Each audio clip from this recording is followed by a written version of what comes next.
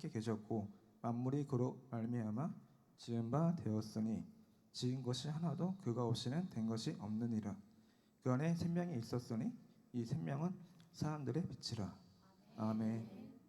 담임 목사님께서 그로 말미암아라는 제목으로 말씀 전하실 때 많은 은혜 받으시기 바랍니다.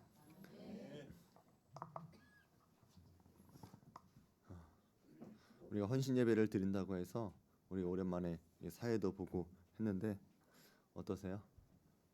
네, 좋은 것 같아요. 다음이 태국인가요? 아니면 터키인가?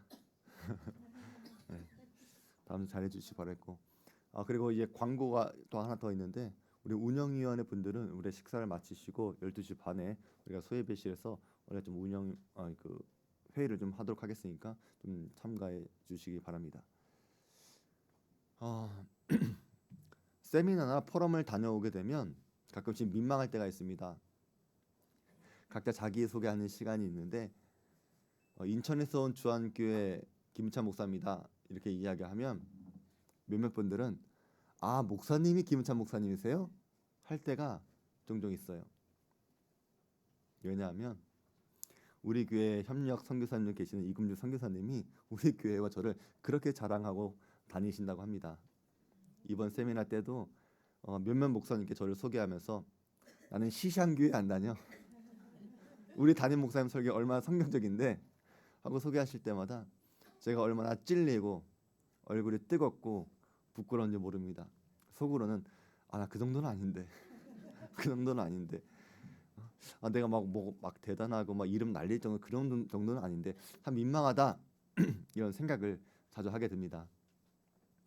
여러분도 누군가가 여러분을 소개할 때 과하게 소개해주면 여러분 어떻습니까? 감사합니다 라고 하는 인사를 넘어설 정도로 칭찬해주면 좀 부끄러울 때가 있지 않습니까? 하지만 요한이 소개하는 예수님은 말씀이시고 생명이시고 빛이시고 창조주가 되시고 하나님이 되십니다. 여기에는 조금도 과장된 것이 없고 지나친 것도 없습니다.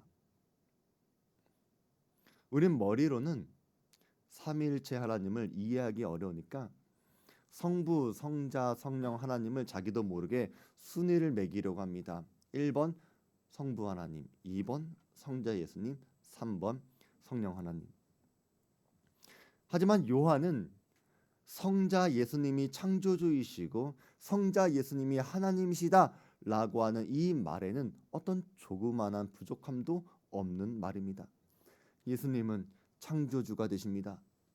천지를 창조하신 분은 성부 하나님만이 아니라 성삼위 하나님께서 창조하셨습니다. 그래서 창세기 1장 26절에 하나님이 이르시되 우리의 형상을 따라 우리의 모양대로 우리가 사람을 만들고 라고 하는 표현이 나오는 것입니다. 근데 여러분이 이것은 아셔야 합니다. 이것을 알고 여러분이 구별해야 될 게 있습니다. 하나님께서 천지를 창조하실 때 예수님에 의해서 만들어졌다 이것이 아니라 예수님으로 말미암아 창조되었다 라고 하는 성경의 표현을 여러분 잘 아셔야 합니다. 오늘 말씀을 보니까 이런 말씀이 있습니다. 만물이 그로 말미암아 지은 바 되었으니 지은 것이 하나도 그가 없이는 된 것이 없느니라. 근데 이런 표현은 요한만 이야기한 게 아닙니다. 사도 바울도 똑같이 이야기합니다. 그러나 우리에게는 한 하나님 곧 아버지가 계시니 만물이 그에게서 났고 우리도 그를 위하여 또한 한 주 예수 그리스도께서 계시니 만물이 그로 말미암고 우리도 그로 말미암았느니라. 우리가 성경을 보면 현재 우리가 잘 사용하지 않는 단어들이 있다 보니까 이해하기가 조금 어렵지 않습니까? 그래서 옛날 성경을 보면 막 가라사대 막 이런 것도 되게 많았잖아요. 근데 새 번역을 하면서 개정을 하면서 이 가라사대라고 하는 표현을 빼고 이르시되 이런 말로 좀 바꿨단 말이에요. 말미암다, 말미암아 이 단어도 사실 우리가 자주 사용하지 않은 단어이기도 합니다. 여러분 뭐 대화할 때 말미암아 뭐 이렇게 말 쓰세요? 잘 안 써요. 그러다 보니까 이 단어가 뜻이 뭘까? 그러니까 대충을 알겠는데 정확히 이해하지 못할 때가 분명히 있을 거예요. 그래서 제가 국어 사전을 찾아보니까 말미암아, 말미암다 이 단어를 어떻게 정의 내리고 있냐면 이 단어는 동사입니다. 어떤 현상이나 사물 따위가 원인이나 이유가 되다. 일정한 것을 거쳐오다. 이렇게 뜻을 이야기하고 있어요. 이것을 또 영어 성경을 보면 말미암다라고 한 단어를 by him, 그에 의해서 이렇게 쓴 게 아니라 through him, 그를 통해서 이렇게 성경은 번역하고 있다는 거예요. 그러니까 이 세상을 창조하실 때 성부 하나님께서 성자 예수님을 통해서 천지를 창조하신 것입니다. 이게 무슨 말이냐면, 자 보세요. 태초에 하나님이 천지를 창조하실 때 무엇으로 창조하셨죠? 말씀으로 창조하셨어요. 근데 요한은 예수님을 어떻게 소개했죠? 말씀이라고 소개했어요. 태초에 말씀이 계시니라. 이 말씀이 하나님과 함께 계셨으니 이 말씀은 곧 하나님이시니라. 우리는 상상해 보는 거예요. 하나님께서 말씀으로 천지를 창조하셨다라고 할 때 이 말씀을 어떤 음성, 어떤 소리로 생각해서 빛이 있으라라라라 뭐 이런 식으로 생각을 했잖아요. 하지만 오늘 요한복음에 따르면 하나님께서 이 세상을 만드실 때 예수님으로 말미암아 예수님을 통해서 예수님을 기초로 해서 예수님을 원인으로 해서 천지를 창조하셨다. 이것을 말하고 있는 거예요. 그래서 모든 만물이 예수님으로 말미암아 지은 바 되었고 주님 없이 된 것은 아무것도 없습니다. 그러면 왜 성부 하나님은 성자 예수님을 통해서 천지를 만드셨을까? 혹시 성부 하나님의 능력이 부족해서 그런 것입니까? 누군가의 도움이 필요한 것이라 예수님의 도움을 구한 것입니까? 아닙니다. 여기에 대한 답이 오늘 말씀에 있는 것입니다. 그것은 바로 예수님 안에 생명이 있기 때문입니다. 그 안에 생명이 있었으니 이 생명은 사람들의 빛이라. 예수 안에 생명이 있기 때문에 성부 하나님은 성자 예수님을 통해서 이 세상의 생명을, 이 세상을 창조하신 것입니다.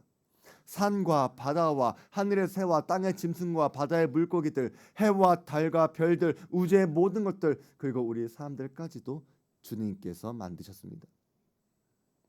예수 없이 만들어진 것은 아무것도 없습니다. 그래서 예수님을 믿으면 죽어도 살겠고 살아선 영원히 죽지 않는 것입니다. 왜? 예수가 생명이기 때문에. 우리에게 생명을 주신 분은 오직 예수 그리스도 뿐이십니다. 베드로가 말한 게 이것입니다. 다른 이로서는 구원을 받을 수 없나니 천하 사람 중에 구원을 받을 만한 다른 이름을 우리에게 주신 일이 없음이라 하였더라. 왜 예수만 구원자라고 이야기하느냐? 라고 도전을 받을 때 여러분 뭐라고 대답하십니까? 이제 여러분은 그 질문에 대한 답을 할 수 있어야 합니다. 이 세상의 모든 것들이 예수님 때문에 지어졌고 예수님을 통해서 지어졌는데 죄로 인해 죽은 우리가 다시 살 수 있는 방법이 생명 되시는 예수 그리스도 뿐이라는 게 너무나 당연한 것이 아니겠냐. 천하 사람 중에 그 누구에게 생명이 있고 어떤 이름이 우리를 구원해 줄 수가 있겠느냐. 오직 예수, 생명 되시는 예수의 이름만이 구원을 주신다라고 말할 수 있어야 하는 것입니다. 예수님이 생명이시기 때문에 예수님을 떠난 생명은 존재할 수가 없는 것입니다. 물고기가 물을 벗어나서 살 수 있습니까? 살 수 없습니다. 이게 바로 요한복음 15장에 나오는 포도나무의 비유입니다. 내 안에 거하라 나도 너희 안에 거하리라. 가지가 포도나무에 붙어있지 아니하면 스스로 열매를 맺을 수 없음 같이 너희도 내 안에 있지 아니하면 그러하리라. 나는 포도나무여 너희는 가지라. 그가 내 안에 내가 그 안에 거하면 사람이 열매를 많이 맺나니 나를 떠나선 너희가 아무것도 할 수 없음이라. 왜 우리한테 열매가 없는지 아세요? 우리에게는 생명이 없기 때문입니다. 우리가 뭘 잘했는지 뭘 잘못했는지 그것이 아니라 그냥 우리한테는 생명이 없는 거예요. 아무리 봉사 많이 하고 헌신 많이 하고 희생 많이 하고 전도 많이 해도 열매가 없는 것, 여러분 그게 원래 그런 것입니다. 그게 정상입니다. 그런데 그런 우리도 열매를 맺을 수가 있는 게 생명 되시는 예수님께 붙어 있어야 열매를 맺는다는 것입니다. 주님께서 우리한테 열매를 찾으실 때 너네가 얼마나 열심히 했니? 얼마나 희생했니? 얼마나 참아냈니? 그걸 보시는 게 아니에요. 너희가 주 안에서 살아가느냐? 주 안에서의 생명이 있느냐? 그것을 보시는 거예요. 아무리 잎사귀가 무성해도 열매가 없으면 그것은 살아도 산 것이 아닙니다. 우리가 주님께 붙어 있으면 우리도 열매를 맺을 수가 있는 것인데 이 열매를 많이 맺을 수가 있는 것입니다. 제가 부활주일 때 말씀드렸잖아요. 신약 성경에서 생명이라고 하는 단어가 135번이 나오는데 그중에 절반이 요한이 사용했다고. 근데 요한이 이 생명이라고 하는 단어를 사용할 때 뭐랑 연결이 된다 그랬어요? 풍성함과 연결된다고 말씀드렸죠. 내가 온 것은 양으로 생명을 얻게 하고 더 풍성히 얻게 하려는 것이요.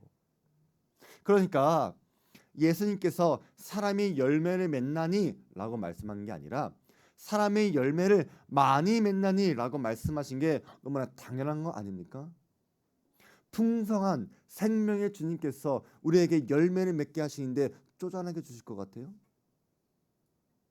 풍성하게 많이 주시는 거예요. 또 주님이 생명이니까 생명이 필요한 곳이 또 어디 있겠습니까? 우리가 단순하게 생각하면 뭐가 있겠어요? 우리의 육신, 우리의 건강에도 생명이 필요하지 않습니까? 베드로와 요한이 성전 앞에 앉은 병이를 고쳤을 때 이렇게 말을 합니다. 만일 병자에게 행한 착한 일에 대하여 이 사람이 어떻게 구원을 받았냐고 우리에게 질문한다면 너희와 모든 이스라엘 백성들은 알라. 너희가 십자가에 못 박고 하나님이 죽은 자 가운데서 살리신 나사렛 예수 그리스도의 이름으로 이 사람이 건강하게 되어 너희 앞에 섰느니라. 여기서 앉은 병이가 건강하게 된 이유가 무엇입니까? 나사렛 예수 그리스도의 이름 때문입니다. 그러면 우리는 왜 나사렛 예수 그리스도의 이름에 능력이 있는지 이제는 알아야 합니다. 왜 그렇습니까? 나사렛 예수 그리스도 하나님의 아들 예수 안에 생명이 있기 때문입니다. 그렇다면 우리의 삶에 우리의 육신이나 우리의 마음이나 어떤 질병, 어떤 아픔이 있다면 어떻게 건강해질 수 있습니까? 예수 그리스도의 이름으로 나아질 수 있어야 하는 것입니다. 예수의 이름으로 생명을 얻을 수가 있는 것이고 예수의 이름으로 회복할 수가 있는 것이고 예수의 이름으로 살아갈 수가 있는 것입니다. 그래서 여러분은 오늘부터 여러분의 아픈 부위에 한번 손 얹고 예수의 이름으로 한번 기도해 보시길 바랍니다. 우리 주변에 오랫동안 질병을 고통받고 있는 이웃들에게 예수의 이름으로 생명을 전해 보시길 바랍니다. 우리 생각으로는 안 되겠지, 어려울 거야, 그렇게 생각하지 마시기 바랍니다. 예수 안에 생명이 있습니다. 또 우리 안에 어떤 정체되어 있는 곳들에 생기가 필요한 곳은 없습니까? 예수 안에 소망이 있습니다. 그분은 나의 빛이시고 나의 힘 되시고 나의 노래 되어 주십니다. 환난 중에 도우시는 주님만이 나의 견고한 반석이 되어 주실 것입니다. 여러분의 삶의 자리에서 생명의 풍성함이 필요한 곳곳마다 예수의 이름이 흘러넘치도록 하시기 바랍니다. 예수의 이름으로 선포해 보시길 바랍니다. 그리고 오늘 여러분이 스스로 한번 돌아보시길 바랍니다. 여러분이 이곳에 나온 이유, 정말로 생명 되신 예수 그리스도를 바라보고 오직 예수 그리스도 때문에 나온 것입니까? 우리한테는 예수 그리스도 밖에 없어야 그것이 정상입니다. 예수 그리스도 없이 성공하고 치유를 누리고 부를 즐기고 평안을 누릴 수 있다고 한들 거기에는 생명이 없기 때문에 살아도 죽은 것이지만 우리가 비록 지금은 아무것도 없을지언정 나사렛 예수 그리스도의 이름만 있으면 죽어도 살 수 있는 것이고 무려 살아서 예수의 이름을 붙드는 사람들은 영원히 죽지 않는 것입니다. 그래서 우리는 이렇게 노래할 수 있습니다. 주 예수보다 더 귀한 것은 없네. 이 세상 부귀와 바꿀 수 없네. 영죽을 내 대신 돌아가신 그 놀라운 사랑 잊지 못해. 주 예수보다 귀한 것은 없네. 이 세상 명예와 바꿀 수 없네. 이전에 즐기던 세상 일도 주 사랑하는 마음 빼지 못해. 주 예수보다 귀한 것은 없네. 이 세상 행복과 바꿀 수 없네. 유혹과 핍박이 몰려와도 주 섬기는 내 마음 변치 못해. 세상 즐거움 다 버리고 세상 자랑 다 버렸네. 주 예수보다 귀한 것은 없네. 예수밖에는 없네. 우리가 신앙생활하고 예수님을 믿는다고 할 때 우리가 여전히 예수님을 통해서 성공과 번영하는 것이 목적이라면 그것은 하나님을 즐겁게 하고 하나님을 영화롭게 만드는 일이 아니라 그저 여러분 자신이 좋은 일입니다.